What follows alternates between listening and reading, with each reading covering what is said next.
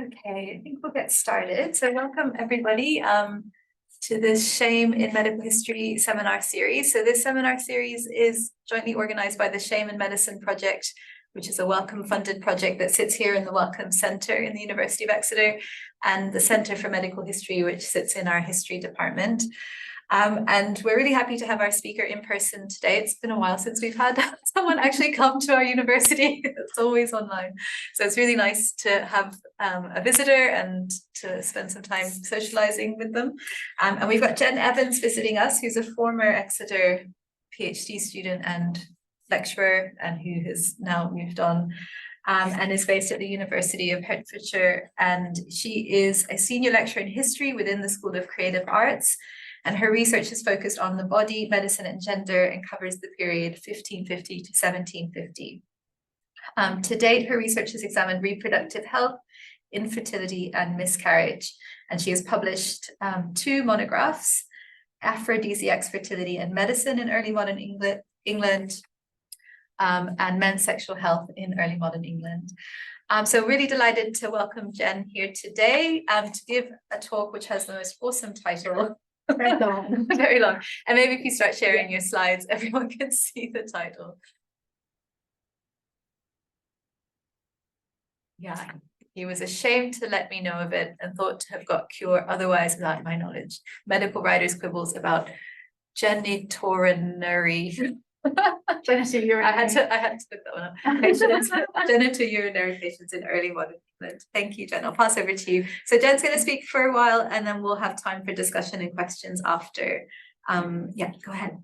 Thank you very much, and thank you for having me. It's always nice to have an excuse to come back and visit.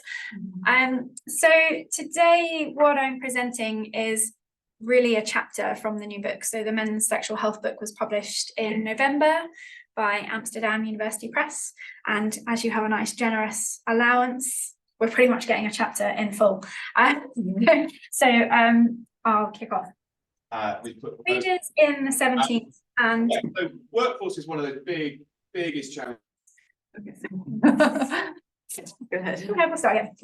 Readers in the 17th and early 18th centuries who were familiar with medical texts understood that genitourinary ailments, by that I mean those affecting the groin, reproductive organs, and urinary tract, placed the body in a precarious position. For younger boys, there was the potential for future manliness, vigour, and virility to be undermined. For the elderly, the body was threatened with incontinence, and all adult men faced the prospect of being rendered infertile or impotent. The body could be weakened, disrupted, and disordered. And both medical texts and popular and ephemeral literature framed impotence, infertility, hernias, and venereal disease as inherently embarrassing. Men were presented in medical observations and case notes as delaying treatment because of embarrassment and shame.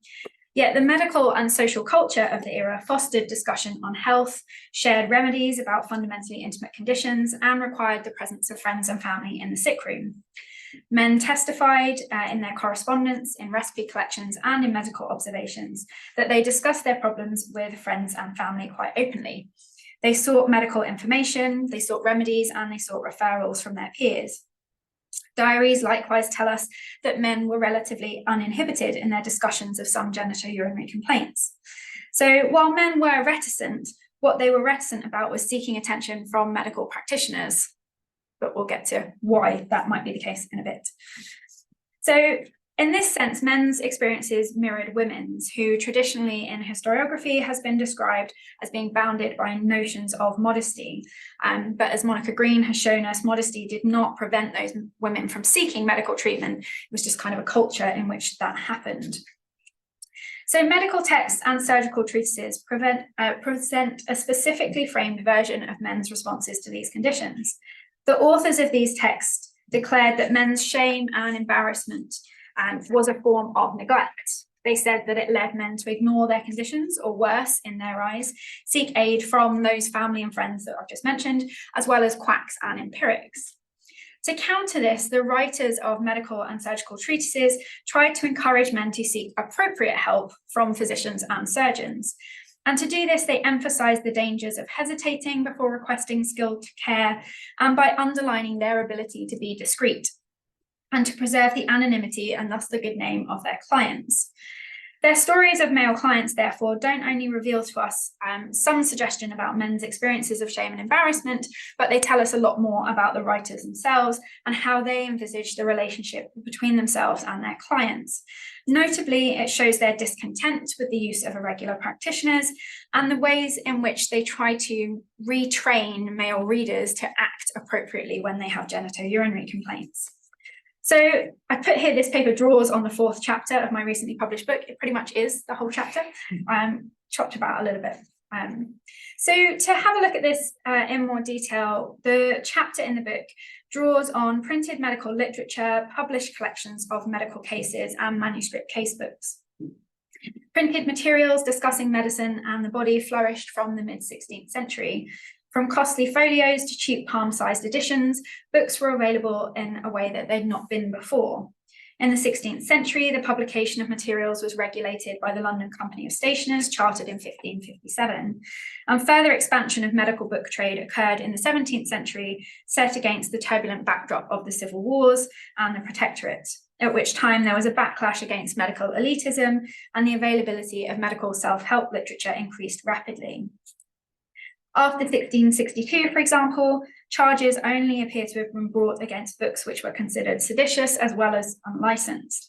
And this allowed for a flourishing of works in areas like medicine, although the Royal College of Physicians did try to keep a continually watchful eye on what was being published. Between 1649 and 1699, there were 282 books on medical and chemical and astrological themes published or registered with the Stationers' Company. And even though large and heavily illustrated tomes could be very costly, some medical texts were read quite widely. Numerous medical texts were sold at auctions for lower prices and so circulated in a second-hand market and reached more people than they would have first-hand.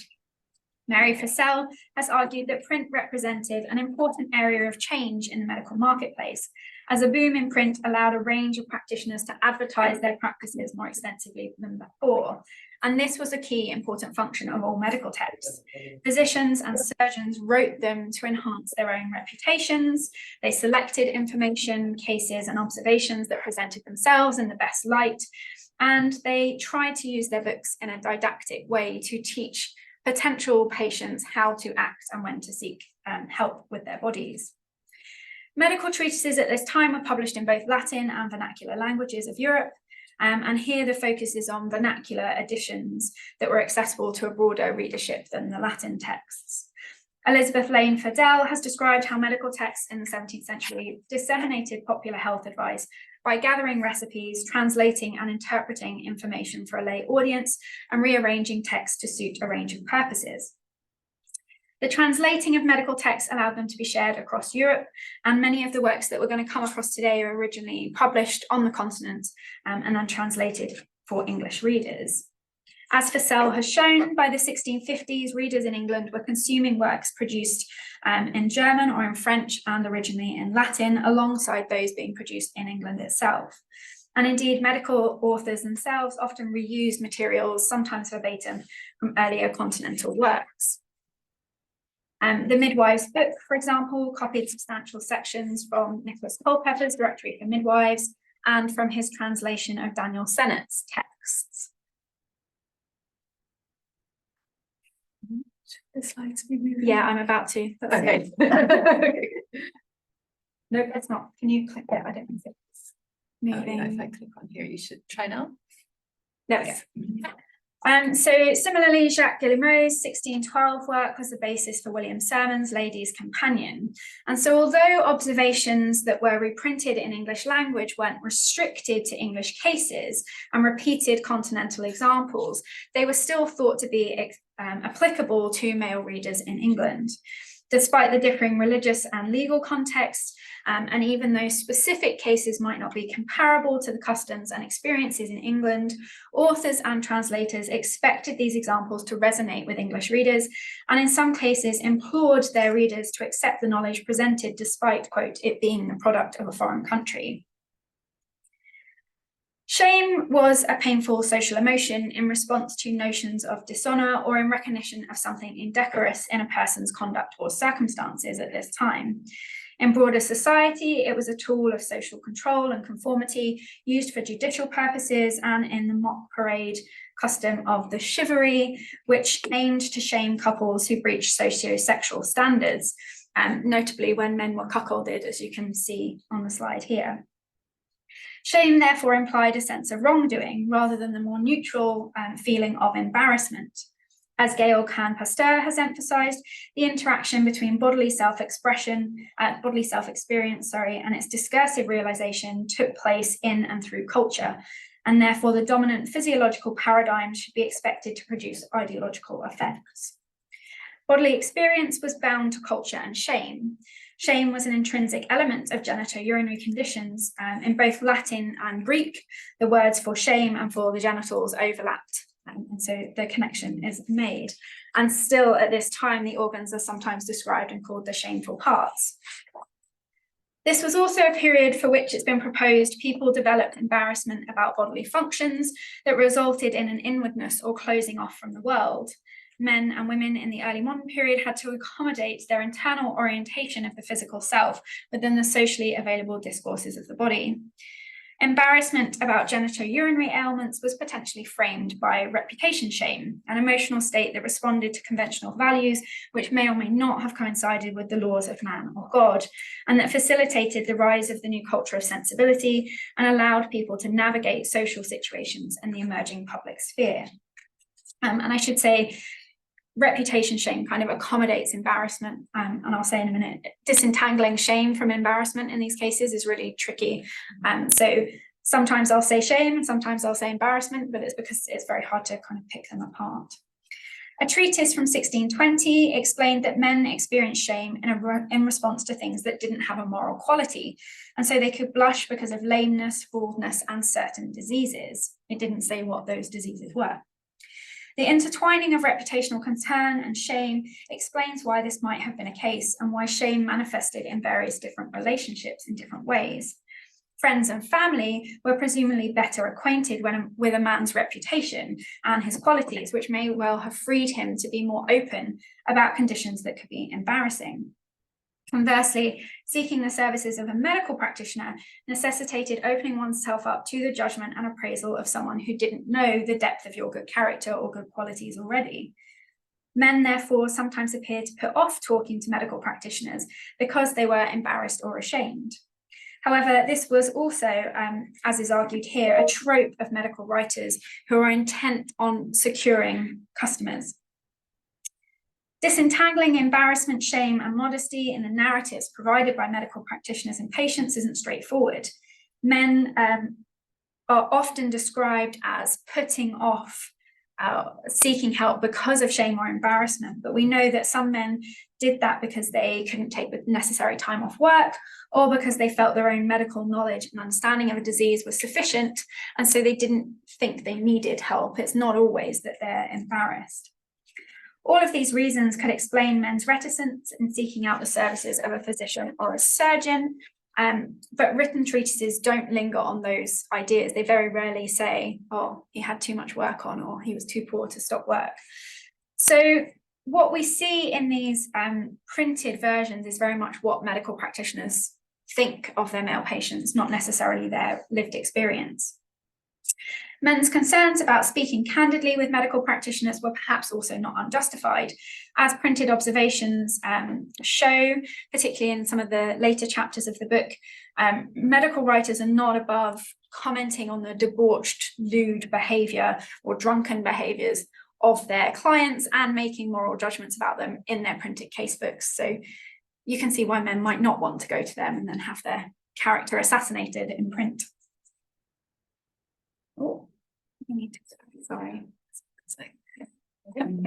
The surgeon John Martin, who you can see on the left here, affirmed in the early 18th century that the pox, which is probably the most embarrassing condition I'm going to talk about today, was, quote, a severe punishment of sin that caused embarrassment and shame and prevented men from speaking out. He said, most men blush to own because it carries with it disgrace and seems to reproach them for frailties and irregularities.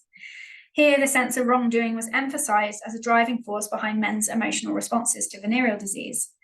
Men's denials of having venereal disease, he explained, sometimes flew in the face of logic. As for example, when two young gentlemen had sex with the same, quote, common woman, one immediately became clapped and sought Martin's advice. However, the other gentleman, quote, pleasing himself and blessing his lucky stars for his good luck, as he called it, laughed at his companion, believing that he had escaped the same fate. Despite Martin's cautions, the man would not accept the possibility that he too had caught the disease, and he refused his treatment. The young man's refusal in this sense was framed as a lack of understanding about the risks attendant on sleeping with someone with venereal disease, but they also were bound into these shameful connotations of the condition, knowing that it was something that would reproach him with irregularities. The young man doesn't really want to consider that he's in that boat. So throughout the era that I've been looking at, venereal disease continues to carry a stigma of shame, and that shame could be marked visibly on the face in ways that were clearly identifiable to everybody else. The damage the disease inflicted on men's noses in particular was seen as shameful, which is something Emily Koch has looked at in detail, and some men went to considerable lengths to dissociate themselves from the pox. Men with financial means had many options available to them to try and treat their condition. And Daniel Turner, who's the surgeon on the right here, he later joins the Royal College of Physicians, so he's both a surgeon and a physician. He regretted that many patients turned to irregular healers because they were taken in by offers of cheap remedies and easy cures with the hopes of, quote, keeping their mischances a secret. William Salmon, another writer, similarly recorded that a patient, being his acquaintance, went first to several other medics when he fell foul of the venereal disease. In this case, they're not irregular healers. They are, as Salmon calls them, some of the best and most able physicians and surgeons in the city. But he's still affronted that this person who knew him went to all these other practitioners before him. And he said, when he spoke to him, this is what he said, and this is where the title quote comes from. He said, he was ashamed to let me know of it and thought to have got cure otherwise without my knowledge. And to hammer home the point that this was the wrong thing to do, Salmon noted that in doing so, the patient had already spent above £50. So for potential patients, these cautionary tales emphasize the skill and authority of writers who, with God's blessing, certainly and suddenly cure them. However, they also suggest that men did experience some sense of shame, particularly for venereal disease, and that shame shapes their interactions with medical practitioners. Hernias are likewise often described as being concealed in this era, but it's really hard to disentangle why they're being hidden or what the shame is associated with them. The shame is not the same as venereal disease, where it's triggered by having conducted illicit love affairs. Hernias are triggered by everyday injuries, lifting too much weight. There's a man in my book who's part of the clergy, and singing in church causes his hernia to rupture through. And so they don't show that same lack of moral judgment. Yet Lewis Millwater, who produced a short pamphlet offering his skills to cure hernias, declared that he feared many through, quote, modesty and shame hide their weakness. He suggested that some near friend often knew about the problem, but men continued to lead miserable and uncomfortable lives because of their unwillingness to openly acknowledge the condition.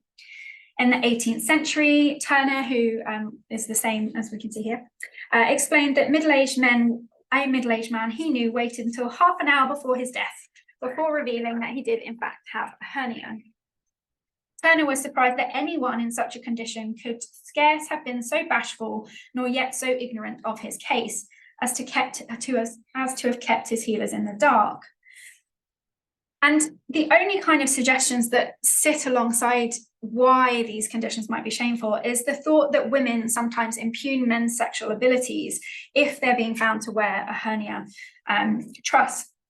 So in 18th century discussions, there's a focus on the polite body and the wholeness of the body, and hernias are thought to disrupt that neatness, so that might be contributing as well. But really, I think what's going on is that idea that a woman might think you're impotent if you've got a hernia. There's a great, really long quote that I don't have time for, where one young bride, they have their wedding night, her husband undresses, she sees the truss and she just goes into an absolute rage and flies off the handle at him, and the whole thing is written out as this little story in a medical text, but it's okay because the man impregnates her with twins, and that proves his manliness to the point that she's not allowed to complain ever again. So it's not entirely clear why hernias create this sense of shame. But again, it's perhaps not surprising, as Turner attempted to convey, that some men are experiencing shame and embarrassment. Because again, what these writers are doing is underlining that they think these conditions should be causing embarrassment or do cause embarrassment. And they're doing so to highlight their own authority.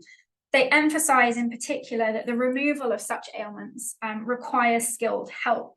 And elsewhere, I've written about the importance that surgical writers attach to maintaining fertility when they're writing about their own skills in this area. And those broader discussions about impotence and fertility, there's also a lot of discussion about hernia repairs causing incontinence, is all circulating. And so men are aware of these kinds of issues and perhaps fueled their embarrassment. Impotence in particular is one of the things that causes this kind of embarrassing shame amongst men. And both impotence and infertility are notable outcomes of nearly all genitourinary problems. Everything can cause a problem with your infertility, with infertility and impotence.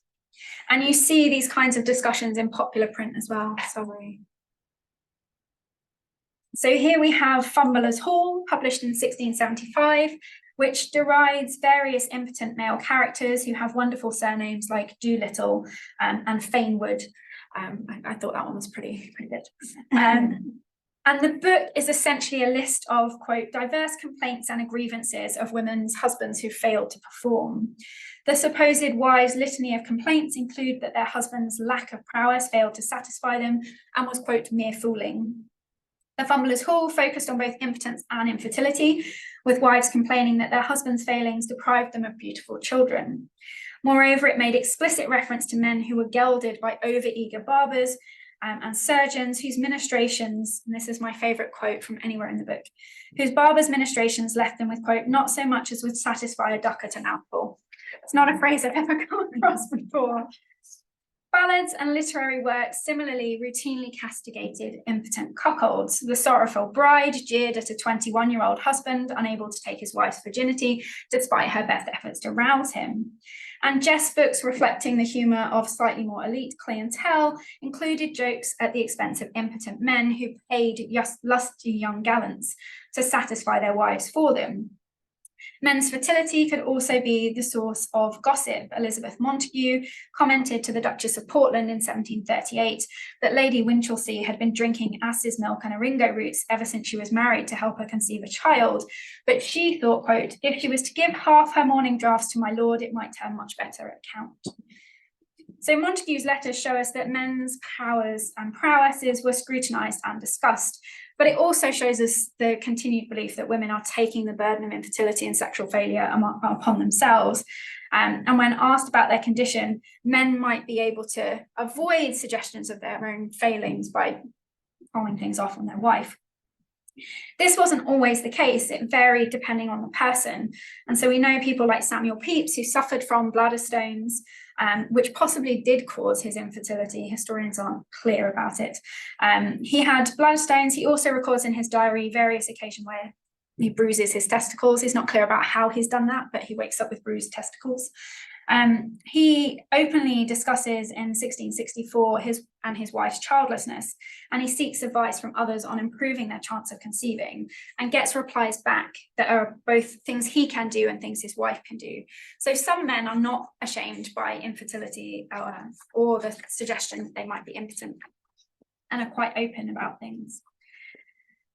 The other condition that causes a kind of variable sense of shame is urinary conditions. So the apothecary John Clarke declared in the early 17th century that strangury was a disease that no man of good sort would willingly either have or be known to have.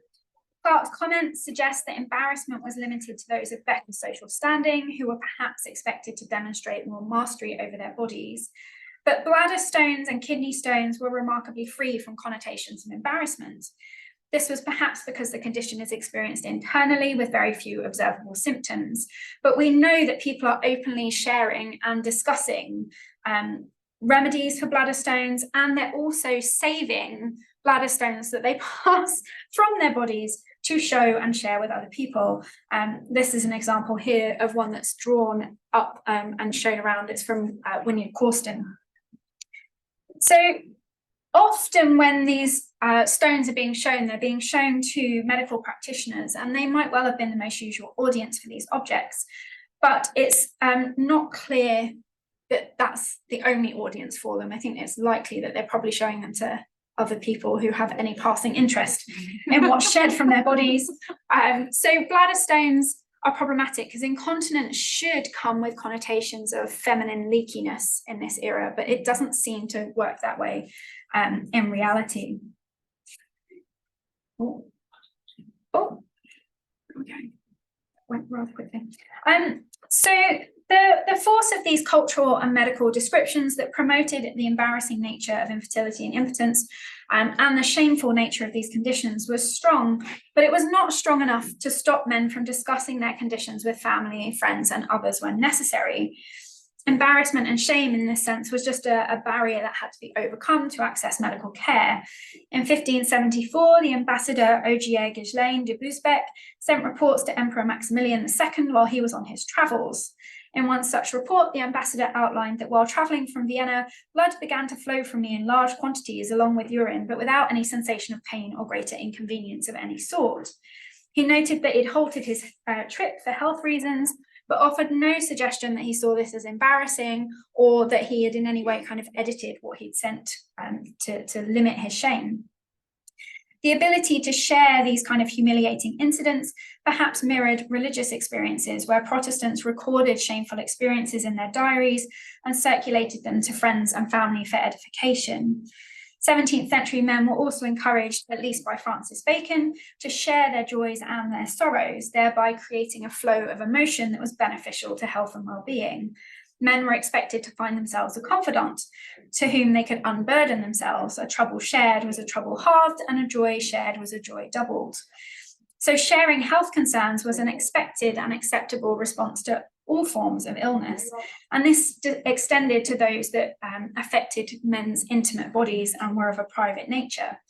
Men like the polymath Samuel Hartlib and his circle believed that knowledge should be freely disseminated for the public good.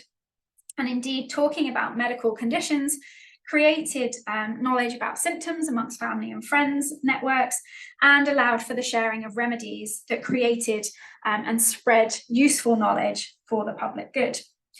Numerous collections of recipes authored by men and women include treatments for hernias, testicular swellings, and particularly kidney and bladder stones.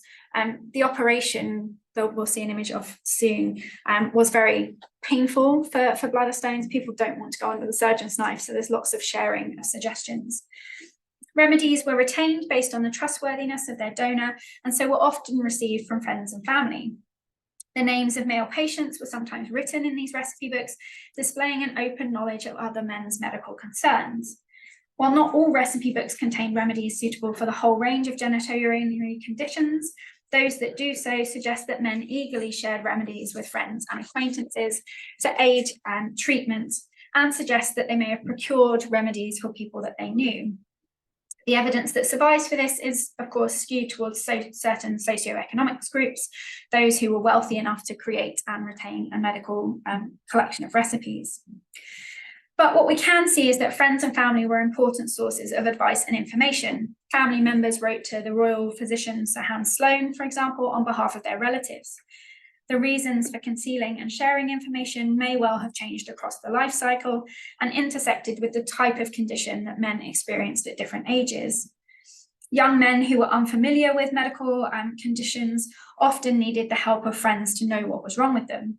William Salmon claimed to have treated a 17-year-old boy for venereal disease that he caught at a bawdy house and described him as knowing not what it was, so he let it run for a month. Before finding himself strangely out of order, he appealed to his friends who told him it was the pox and advised him to quickly seek help. Conversely, middle-aged men, like those described by Turner and Salmon, were more inclined to conceal their venereal disease. They knew what it was. They didn't need to ask somebody's advice for what was wrong with them. Middle-aged men were supposed to demonstrate reason and restraint, whereas contracting venereal disease contravened key stages of the life cycle, showing their lack of moderation and threatened sexual potency, and so they're perhaps more likely to hide things. Older men like Ogier Ghislain de Busbecq, however, were perhaps less liable to feel embarrassment.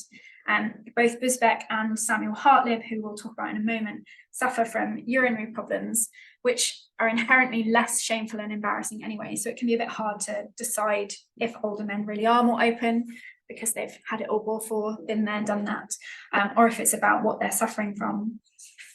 Older bodies were expected to become leaky, and so suffering from conditions that were inextricably connected to aging, like incontinence, perhaps further reduced shameful sentiments associated with it, as it was not something that could be avoided and was expected in older patients.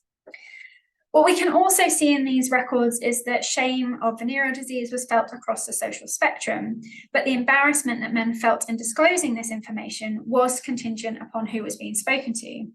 Men across the social spectrum were sometimes reluctant to seek medical help from practitioners with whom they may not have had a pre-existing relationship, and the relationship that men had with their friends and kin made it easier to ask for help and advice. Members of the French nobility, for example, appealed to their friends for advice before seeking the help of medical professionals. Jacques Durand described the Marquis of, and the name is obscured, which is something I'll come to shortly, of Brittany, who developed gonorrhea at 19 years old. In 1731, he contracted a second gonorrhea, which caused priapism. Now seeking the advice of a medical practitioner aged 40, Durand's observation noted that after his second infection, the Marquis had to take off a continual erection, used frequent coition by the advice of a friend. I'm not sure quite how that would have worked out for him, but his friend was his first port of call. It was only when he then caught another fresh bout of gonorrhea in 1733 that he again attempted to treat himself based on knowledge previously acquired, that he finally came to Paris and got some help from a medical practitioner. So what we see here is the Marquis's confidence in his friends and self-treatment doesn't necessarily show a reluctance to engage a medical practitioner, but a confidence in the knowledge of both himself and his network, which is not quite how it's written up by the medical practitioners. So in Durand's account, what we also see is that he makes several moral judgments on this man's sexual activity, describing him as being punished for his incontinence and criticizing him for not being more prudent after his sad experience and for not withstanding temptation. So again, we can see why you wouldn't necessarily go straight to a medical practitioner. They're sometimes quite judgmental. Discussions within a household also cut across the social spectrum. Men working in the house were privy to knowledge about their masters' bodies and ailments. This provided two-way support, with workers supporting masters and masters providing servants with information about remedies. A letter supposedly written by a venereal disease client of John Martin claimed that the house porter had asked his master, understanding his condition, how he'd received relief, and was recommended Martin's electuary on his behalf. The letter is potentially fabricated and was intended to advertise this electuary, but it suggests that this was being bought not just for the master of the house, but for the servant as well. And to boot, Martin says that it was so good they bought an additional pot for a friend. Whether or not the letter is fictitious or doctored, the author expected readers to understand that members of the household, whether they're friends or not, and across the social spectrum, were a key means for accessing medicines and medical knowledge, even when the conditions were supposedly embarrassing or shameful.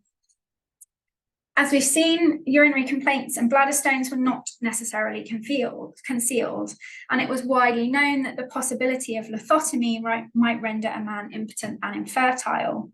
The considerable pain of the condition encouraged open discussion and the sharing of remedies that might allow men to avoid the surgeon's knife.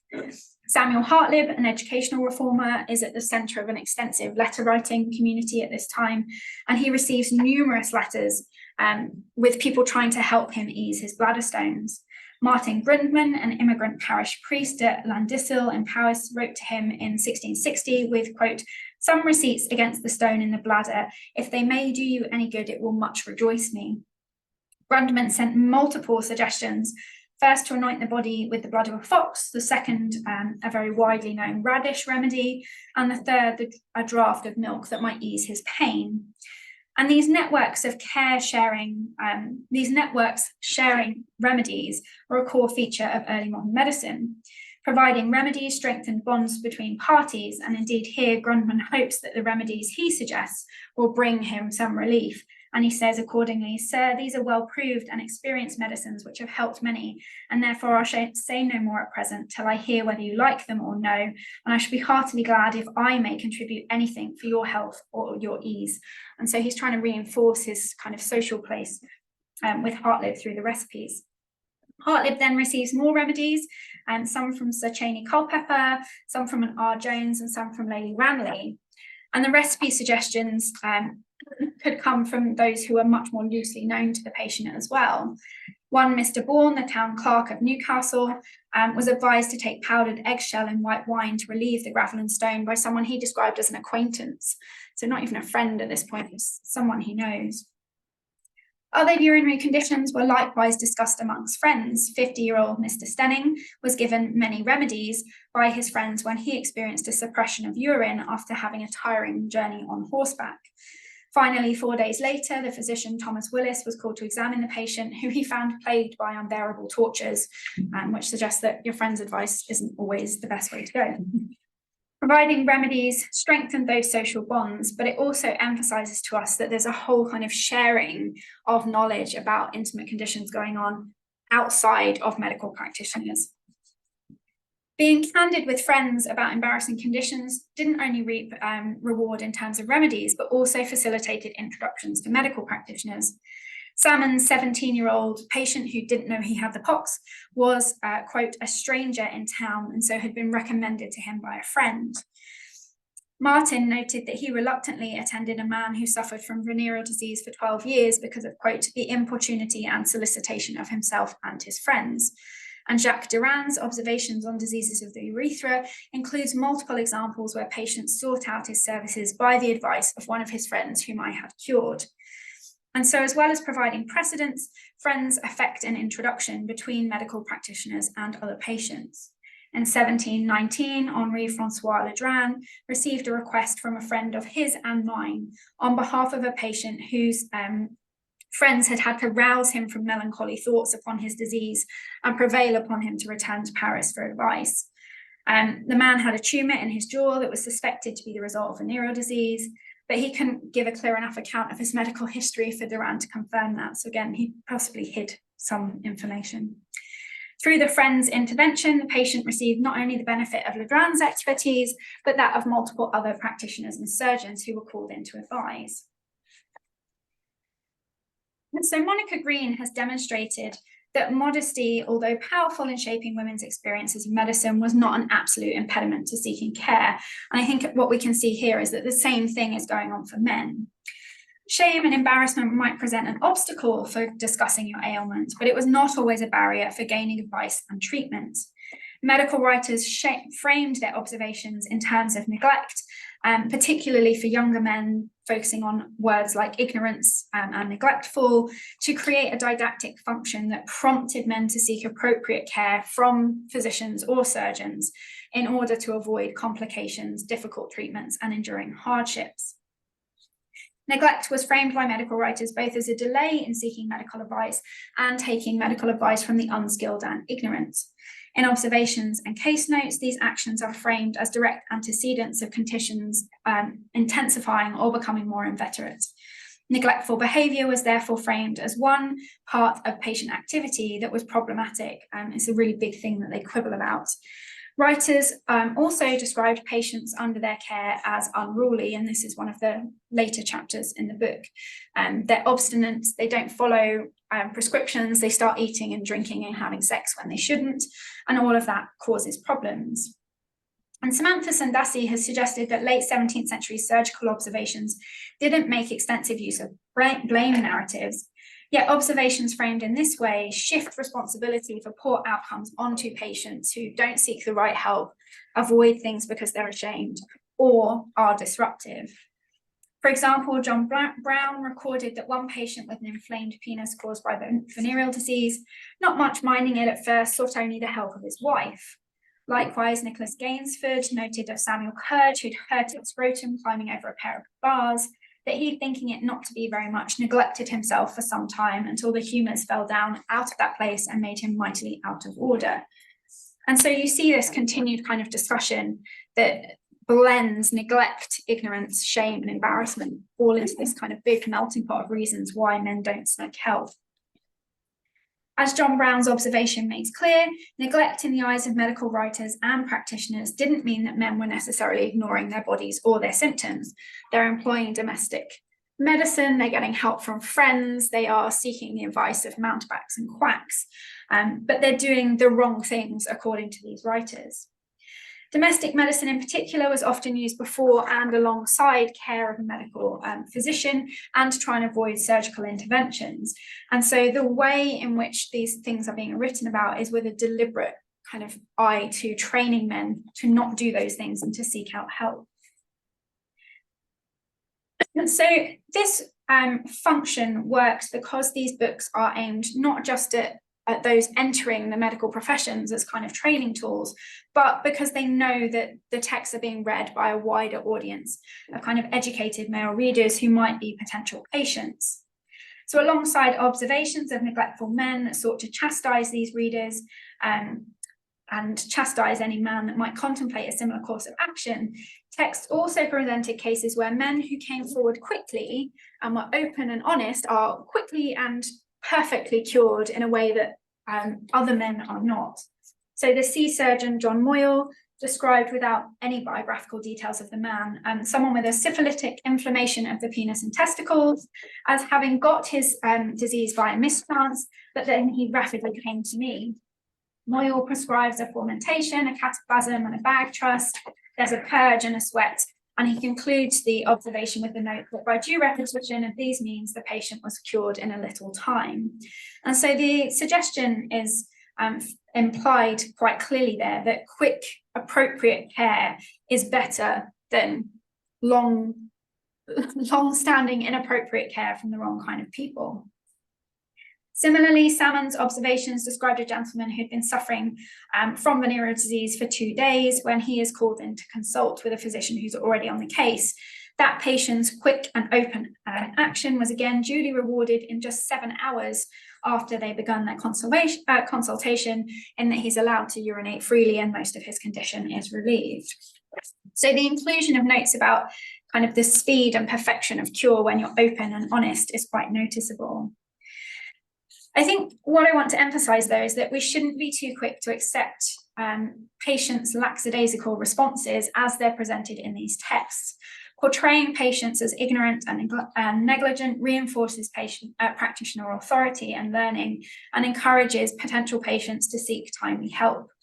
And it is quite evident that men with venereal disease and hernias in particular might leave things for years before they seek help. So there is this kind of need to prompt them to get the help that they need. Failure to seek help was not necessarily the result of misplaced masculine pride, but was a kind of expected response to bodies that are flowing and purging and changing and constantly being treated with sweating and cupping and things. These men aren't necessarily neglectful, they are operating within a quite free-flowing system. So once these medical texts have told men what they should do, the authors finally get around to suggesting something about themselves that might help overcome shame and embarrassment. And they do this by suggesting that they can be discreet and avoid exposing patients to the ridicule by anonymizing patient details. And in this era, anonymity was not a given when seeking medical treatment. Kevin Sienna has shown that some practitioners, notably venereologists, start offering privacy as a part of how they sell themselves, and they're allowing patients to rewrite their kind of sexual histories. But discretion is not necessarily given for all cases. However, what we can see here is that discretion is being used for a range of genitourinary conditions, and so it is becoming more than just something you get for venereal disease. A trust that a medic would maintain patients' anonymity was a powerful tool for medical writers, particularly those dealing with genitourinary patients who might be worried about being called impotent or infertile or being laughed at. Daniel Turner, for example, insisted that his patient's secret was safe with him. He said, quote, "Nor will anyone find out by him this description who knew him not before, together with the accident that has befallen him. And likewise, Alexander Munro's treatise echoed the sentiment 9 years later, saying the unwillingness people have to let it be known that they've laboured under the diseases of the part I have treated of made me relate the histories of particular patients without names, date, or witnesses, so that persons cannot be known except by those who are already in the secret. I think this is quite a telling quotation because anonymity isn't limited to genitourinary patients. Lots of different case notes are presented without patient information. Sometimes it appears that that's just not important to the writers. They don't really care who the patient is. They're more focused on talking about what they've done. So hiding patient details is not specific to male sexual health patients, but it's particularly useful in these cases where shame and embarrassment and ridicule are all part of the equation. In some instances, writers clearly employed anonymity to protect their clients' reputations. The parliamentary surgeon, James Cook, obscured the name of a patient with a hydrocele, so a watery hernia in the scrotum, stating that it was the case of one now alive, therefore not to be named. Cook didn't suggest why a watery hernia would be embarrassing, but he expected readers to understand implicitly the need for secrecy. As with descriptions like this one, it's difficult to determine contextual information about the patient's social status or to establish whether certain clients are afforded more anonymity than others. Occasionally, writers did offer a sense of status, which served to emphasize their own importance as healers. And so Theodore Turcotte de Mayerne, who kept a vast collection of observations, rarely names his patients, but does say things like the noble N. So you get their social status and you know he's treating someone important, but he's showing his discretion. He says of him, from the beginning and truly for many years since, out of modesty, he concealed his disease and quite almost neglected it. And so Mayenne's notes combine all of these things together, showing that modesty would make you hide a disease, but he is discreet and doesn't reveal the name. Likewise, Richard Wiseman, who's personal surgeon to King Charles, describes patients by their age and their temperament. So when you look at his venereal disease case notes, he uses the same trope over and over: a young man, a young fellow, a man of about 26 years of age, a man of 36 years of age. And so although he's using that formulation for all of his patients, when he does so for those suffering from genitourinary complaints, it allows him to discuss a full range of conditions without worrying about embarrassing his clients. The naval surgeon, John Moyle, used the same formation in his observations, explaining that a man of 38 years of age had a phlegmon in the groin, and a man of 26 years had a syphilitic bubo and an ulceration of his glands. And so Moyle and Wiseman made clear that both younger men and middle-aged men preferred to keep the matter of venereal disease private and discreet. These patients weren't designated by any status, which suggests they were perhaps from lower down the social hierarchy. And so we can see that medical writers are using anonymity for men of all social standings. But it's worth noting that not all men were afforded anonymity. Cook, for example, described one Mr. Bradley, aged 84, whose scrotum was livid and afflicted with a tumour. It's possible that Mr. Bradley was no longer alive at the point he was writing the book, removing concern about his reputation, but there was no suggestion in the narration that the patient had died. There's some suggestion that some of these names might be pseudonyms, but Samantha Sandasi has suggested that aliases weren't really used in this context, and that names were included for well-known individuals for whom privacy was not an issue when practitioners recited older cases. Cook's publication of John Hall's case notes likewise named several patients from different social levels, including William, the first Earl of Northampton, who was labouring under a heat of urine, William Clavel, who had a virulent gonorrhea, Squire Rainsford, who was 35 and miserably afflicted with several symptoms, including a tumour of the testicles, and a gentleman, Mr. Thomas Underhill, and a Mr. Flood, who were both pissing blood. So all of those patients have not been afforded anonymity, but yet in the same book, someone who's got a flux of semen and night pollution, so a lack of control over seminal emission, is described only as Mr. P. So I think it becomes quite clear they are making choices about who they give anonymity to. And the same thing is seen in manuscript collections of case notes.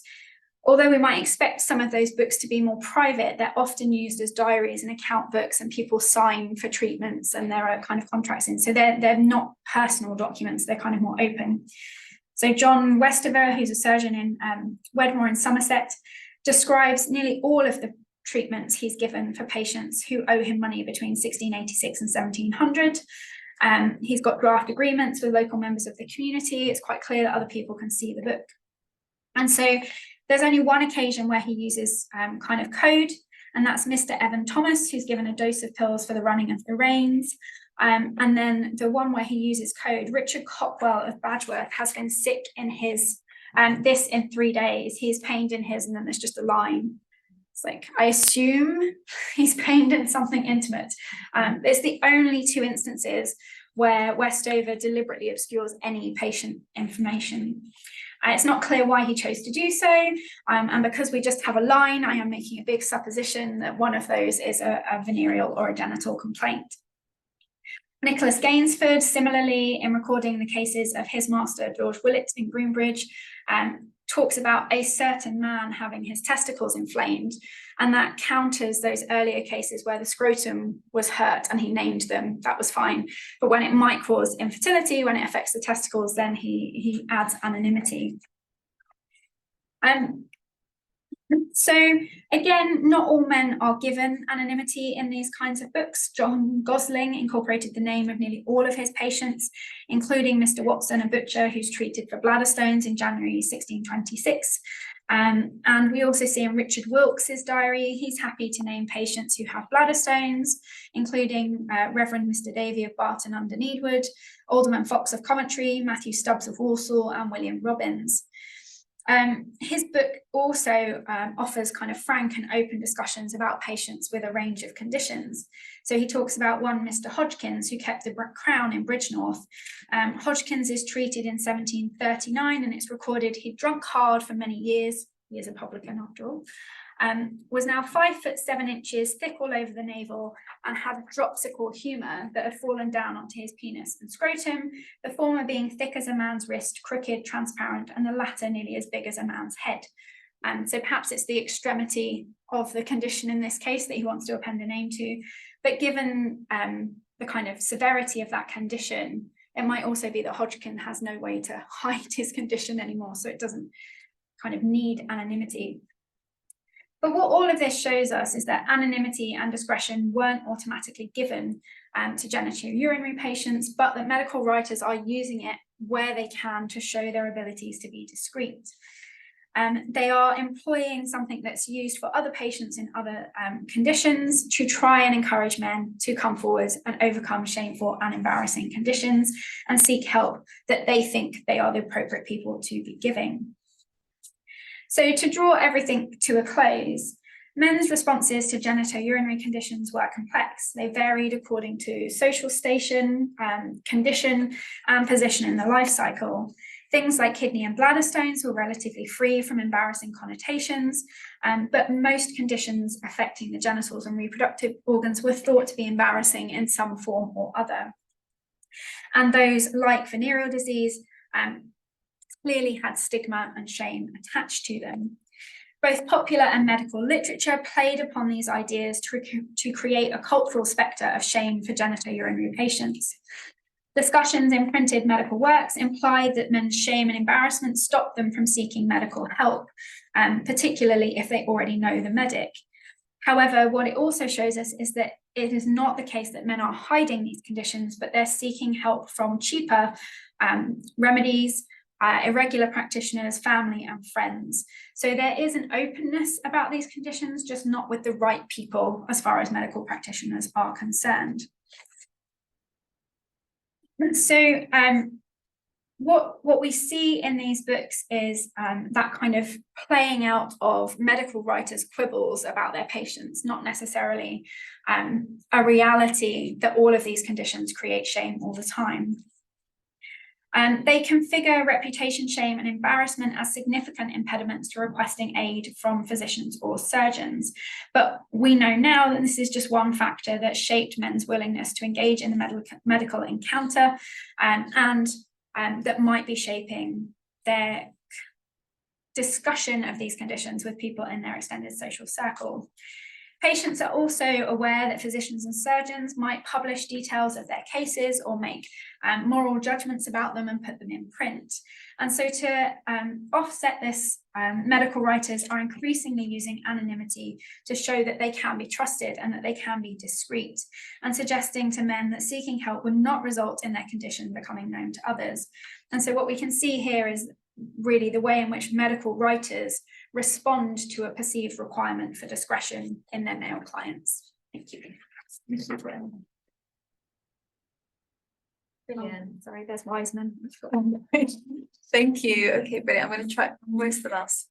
There it is. Okay, I'm going to stop sharing the slides so then we can see everyone. And then we've got some time so we can open the discussion for questions or any comments for Jen. Really great paper, Jen. Enjoyed it enormously. Okay. Thanks, Sarah. Thanks, Sarah. I've got a question. Yeah, go ahead. I was wondering if you could speak a bit about the kind of common cures provided for venereal diseases, and whether perhaps the invasiveness of these cures or some quality of them also contributed maybe to the shame that people experienced or not. Yeah, so I don't know if you're familiar with Kevin Sienna's work. He's done a lot on venereal disease patients. The mercury treatments for venereal disease are almost as damaging and disfiguring as the disease can be itself. And one of the other things I've written about is that venereal disease treatments require you to stay locked in your room for an extended period of time. So if you look a bit unwell and suddenly you're missing for 8 weeks, people are going to wonder what's wrong with you. And so what you see is venereologists offer quick fixes, alternative therapies.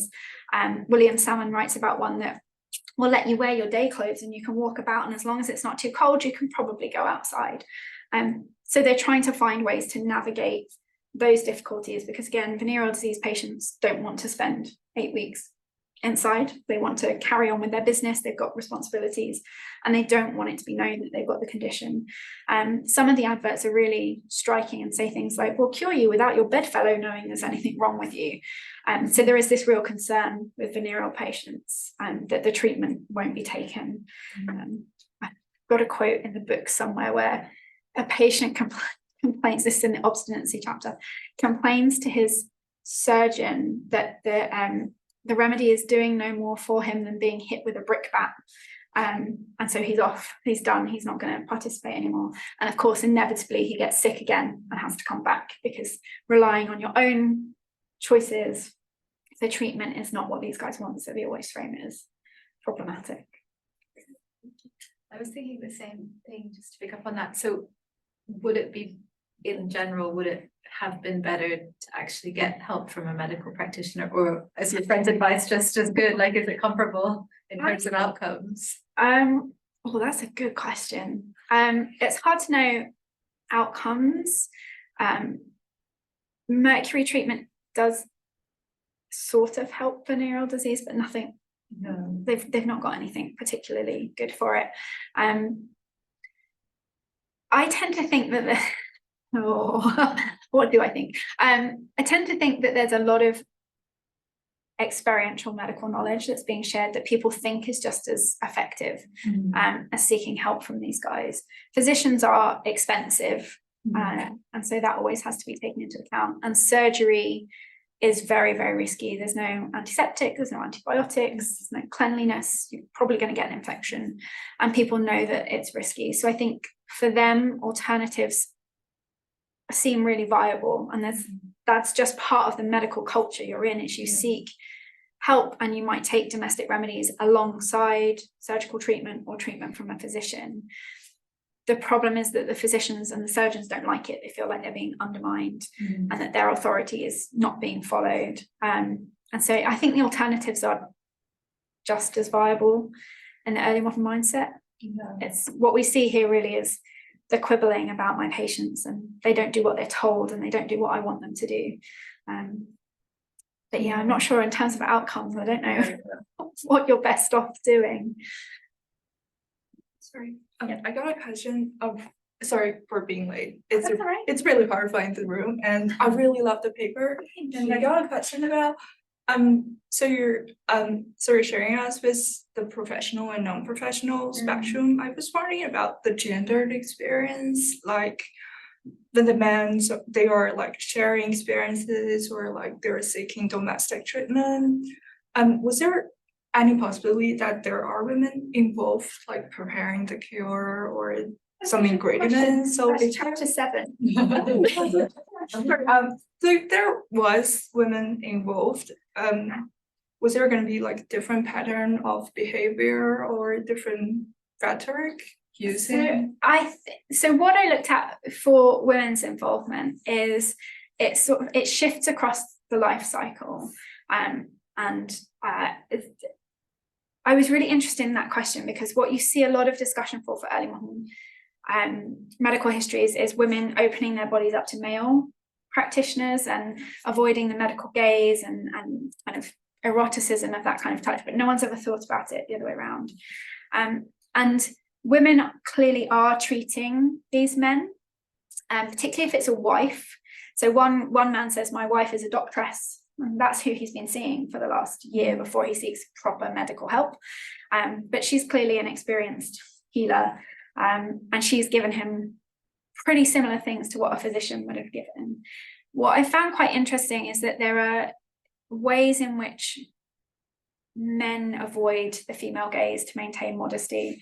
So there's a couple of cases of young, youthful men, so men in their early 20s get venereal disease. One of them, the maid finds his sheets that are covered in kind of pus and takes them to his mother, and his mother's like, you've got the pox, and goes to the physician and surgeon. So she clearly knows he's got venereal disease, but she's still requested to step outside while they examine him. She can't be there, she can't see his body. And so there's a couple of kind of hints of that women are doing slightly different things. When you look at recipe books, there are a couple of infertility remedies in Jane Jackson's recipe book that are applied to the female body, but would do things to the male body as well. So I think there's potentially this whole range of strategies and adaptations being used by women to try and treat men's bodies to preserve modesty. But I think there's a lot more to be done to answer that question fully. Thank you. There's a question from Michelle online. Hi, I'm sorry, I can't get the camera. Can you hear me? Yes. Excellent. I can't get the camera to work. I've broken Zoom. I'm sorry. That was really great. Thank you. It was really interesting. You were talking about people failing to get treatment for hernias. Yes. And which obviously in a lot of cases is going to mean that they're in prolonged discomfort or pain. Yes. I can't think of a better way of wording this. Do you think that perhaps some people are treating this as something that you solve with clothing rather than solve with medicine? That there's almost a sort of homemade truss, or the same person that makes your leather jerkin can make you a truss? Yeah, where's Alan when we need him? We need Alan here to talk about these things. Yes, I think you're probably right. So one of my examples, he's a surgeon, and so he bandages himself, he gives himself a truss, gets fed up of it 6 weeks later and takes it off, and then does something and it all gets worse and he has to seek help elsewhere. So I absolutely think hernias are something that people are treating themselves, and they're either buying a truss ready-made, or they're, as you say, they're using clothing and things. I think people live with them for a very long time before they seek help. In fact, several men in my family prompted this research project, and they lived with hernias for a long time before they got any help, because you can kind of, it's dangerous to do, but you can kind of manage it until it becomes very problematic. So yeah, hernias are a particularly tricky thing to work out in this project. Thank you. Thanks, Michelle. Rebecca? Yeah, hi, and thanks very much for the paper. I was going to ask a kind of broad question, which is, to what extent do you think it's embarrassing or shameful to go to the doctor, full stop? I mean, you sort of seem to be hinting at this, that there was a a set of obligation, a sort of, I guess, a set of kind of moral obligations and sort of self-care reliance obligations, which mean that, which kind of include your friends and include your family, but might not include the doctor. But obviously there were things, there were doctors pushing back on that, and it might be that we've got to a period now where the sense everybody knows that the right thing to do is to go to the doctor. So I just wondered, I mean, you seem at some points you seem to be saying there were sort of moving between the kind of, it's just embarrassing to go to the doctor at all, and then some situations looking at particular. I think it is condition specific in some cases. So I don't think there's kind of too much shame about seeing a doctor for kind of obstructed humours or feeling under the weather. And it's difficult because this project looked at genitourinary men, so I'd have to look at everything to do the broader comparison. The gender comparison is with women for whom everything's supposed to inevitably be the fault of the reproductive system in one way or another, and so reproductive disorders are thought to be kind of breaching all kind of modesty barriers because a man has to look at a woman's body and it's not their wife. But I think for these men, there's that added layer that these are conditions that are thought to cause kind of masculine crisis in the body. And that is what is embarrassing. I don't think people are necessarily just embarrassed to go to the doctor.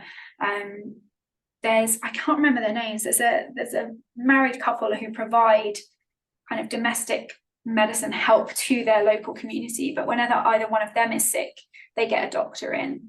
And there's a wealth barrier here. So physicians in particular are really expensive. So that's a barrier. So yeah, I'm not sure I'm answering this particularly well. I don't think in general the culture is that it's embarrassing to go to the doctor. I think it is embarrassing for certain conditions that either suggest you've done something you shouldn't have or are connected with kind of the potential for shameful outcomes. But yeah, more research needed might change that picture.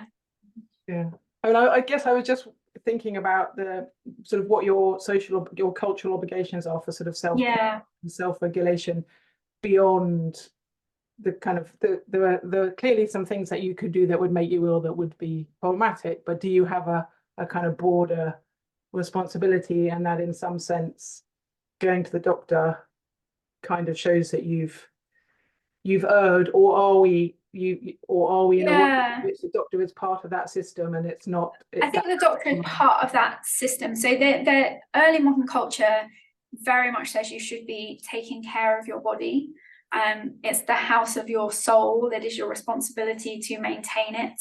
And that should be through things like diet and exercise and preemptive purging if you feel that's necessary, and kind of regulating your humoral state so that you don't get ill and you don't fall sick. If you do fall ill, it is your moral obligation to try and do something about that. And I think that going to the doctor is a part of that. But a lot of people rely on self-help as a part of that. And my sense is that physicians are always trying to encourage people to come to them, and particularly physicians, because they're expensive. You know, you need to say why coming to you is the right thing to do, when there is so much help out there that doesn't require your input. But yeah, it's a great question. Could be a whole other project. Thank you. Any other questions or comments? I'd just say one thing, like I was really struck by the kind of, there's so many parallels, like what you just described about this like personal responsibility of self-care so chimes with kind of contemporary neoliberal ideas of being self-actualizing, personally responsible subject who has to, you know, invest in their health and do all those regimes of self-care. There seems like big parallels. But I was also struck by the differences. I think you were talking about the personal surgeon of King Charles I, and then I was thinking like King Charles talking very openly about his prostate last week, and now having my cancer. article on this very issue has been made freely available for 7 days on History Today because the King has spoken about his prostate condition. There you go. So yeah, but there's still an enormous amount of shame around Yes. anything to do with genitals or urinary issues for men and women, obviously. But so it's not like the shame and stigma embarrassment have evaporated. I think it's getting better. So the epilogue / conclusion to the book, I was looking at the NHS website, and it's the same kind of things that are worried. So if you go to the men's health section, it's a series of questions. How do I have children? Have I damaged my fertility? They're all kinds of questions that lead to those same things that people might be sat at home wondering, kind of shamefully not wanting to talk about. They've now got a friend in the NHS website or in the internet, and in problematically in this kind of social media wellness culture. So they're looking at all of that before they speak to a professional. And so I was kind of thinking about that, but there've been more documentaries. The BBC ran a documentary about 2-3 years ago about fertility, young men, 2 brothers talking about, it was called Me and My Balls, talking about their fertility. And I thought that was quite groundbreaking, really. You don't see young men talking about their fertility and fertility problems on TV or on radio very much. You do now hear kind of sports personalities and things. There was, I can't remember his name, he spoke on the radio a few weeks ago about prostate cancer and getting checked. And that has prompted people to go and get checked. So I think we are starting to shift that, but there is always this underlying assumption that these things are shameful, and things that people hold for a while before they seek medical help. I always think back to that terrible TV show, Embarrassing Bodies. Did anyone watch that? Where people were thrust into the national limelight with their embarrassing conditions, and they're just normal medical conditions. What was so interesting about that show was that I looked really closely at their website at one point, they claimed to be saving the NHS hundreds of thousands of pounds a year because they were destigmatizing. So people would see someone on TV and go, I have that too. Oh, I can go to the doctor, because it was. But the language they used about it, like it's the same kind of thing. They're playing on that stigma to try and make it more open. And I think it's absolutely fascinating. And I think it'll be really interesting to see what wellness culture does to that, because now you have people touting all kinds of alternative therapies for things that don't necessarily work or help, and people are using those thinking they're being really responsible while putting off seeking medical attention. So I think it'll be an interesting thing that develops over the next 10 years or so. It's really interesting. Thank you. Are there any other questions or comments? Charlotte, is your hand up? It's like a little white. No, that's us, I think. Oh, okay. Is it? Oh no, maybe it's not. I don't know. I don't think. Maybe Charlotte, because she's a co-host, maybe it's her. Yeah, maybe. Anyone in the room? You won't have asked questions. So I think we can wrap up now. It's 3:15. So I'd just like to thank Jen for coming and for delivering this brilliant talk. And there'll be a recording of the talk. So if you know any colleagues or friends who'd be interested, we will share that recording on our YouTube channel, the Centre's YouTube channel, and our website and mailing list and stuff like that. So where you can get in touch. But yeah, if you join me in thanking Jen again, thank you. Thank you, everyone. Thank you for coming. Yeah, brilliant.